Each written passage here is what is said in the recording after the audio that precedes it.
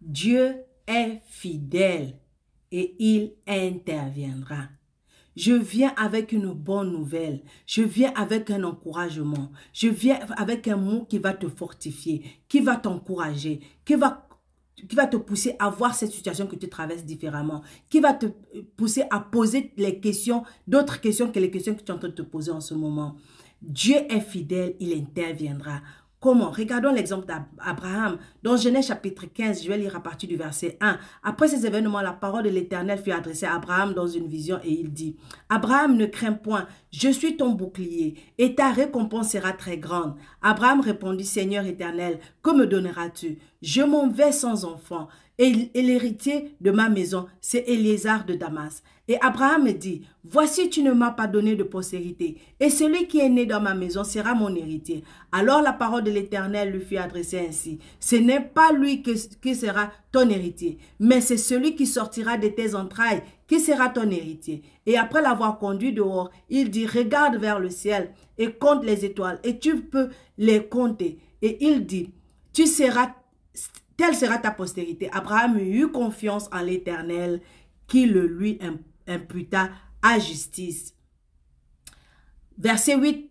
Abraham répondit, « Seigneur éternel, à quoi connaîtrai-je que je le posséderai? » Abraham a déjà cru. Quand il a entendu Dieu parler, Abraham a cru. Abraham savait que Dieu allait tenir parole parce qu'il avait une alliance avec Dieu. Et à l'époque d'Abraham, une parole valait la vie de quelqu'un. Donc parce que la parole, Abraham connaissait la valeur de la parole que Dieu l'avait donnée, Abraham a cru. Malgré son âge, malgré ses doutes, malgré ses inquiétudes, Abraham a eu la foi. C'est pourquoi Romains chapitre 4 verset 18 à 22 nous dit, « Espérant contre toute espérance, il crut, en sorte qu'il devint père d'un grand nombre de nations, selon ce qui lui avait été dit.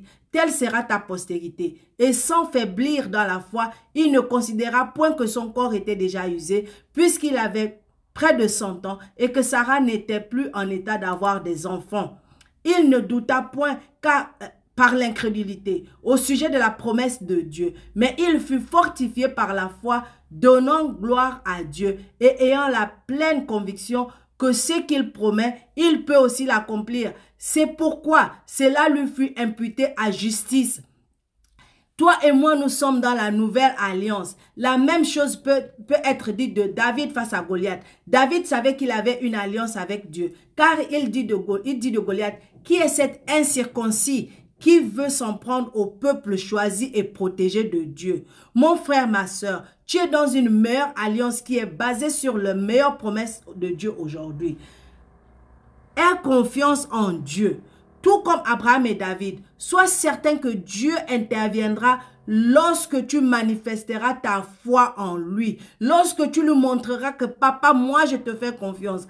Papa, je ne regarde pas aux circonstances. Papa, je ne regarde pas à mes adversaires. Papa, je ne regarde pas à mes ennemis. Je regarde à toi. Papa, je ne regarde pas ce que je ressens. Papa, je ne regarde pas ce que je vois. Papa, je ne reçois pas je n'entends pas ce qu'on me dit. C'est à toi. C'est toi que je regarde. C'est sur toi que je me focalise. Parce que toi, tu es fidèle. Et parce que ta parole est fidèle. Et parce que toutes tes promesses pour moi sont oui et amen. Je te fais confiance à 100%. Voilà comment Dieu veut que tu réagisses dans ta situation. Que tu le fasses entièrement confiance. Si tu es béni, aime, commente, partage pour bénir d'autres. Et surtout, abonne-toi.